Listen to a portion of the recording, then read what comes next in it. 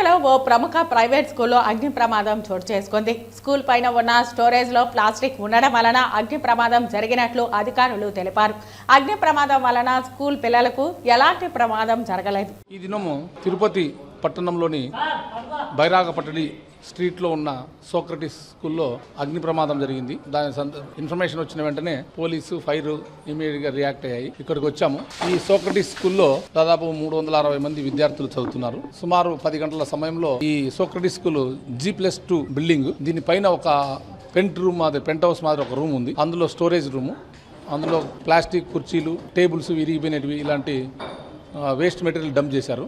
అక్కడ అగ్ని ప్రమాదం జరిగింది. అది ఏ విధంగా జరిగింది అనేది నెక్స్ట్ వివరాలు తీస్తాము. దీనికి సంబంధించిన అన్ని రకాల ఫైర్ సేఫ్టీస్ ఉన్నాయా, తర్వాత ఇన్వెస్టిగేషన్లో చూస్తున్నాం.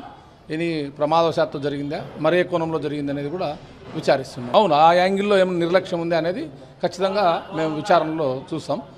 ఇక్కడైతే ఫైర్ సేఫ్టీ సంబంధించి కొన్ని ఉన్నాయి. అవి అప్ టు ద మార్క్ ఉన్నాయా లేవా, అది పనిచేసే విధంగా ఉన్నాయా, లేకుంటే ఇదంతా కొంచెము పూర్తిగా విచారణ అనంతరం తెలియజేస్తారు. స్టాఫ్ కానీ ఎవరికి ఏం జరగలేదు. ఇమీడియట్గా అది స్మోక్ బయటకు వస్తానే ఐడెంటిఫై చేశారు.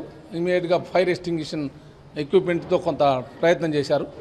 మీన్ వైల్ ఫైర్ ఇంజన్ వాళ్ళు వచ్చి మొత్తం అంతా కంట్రోల్లో ఉంది.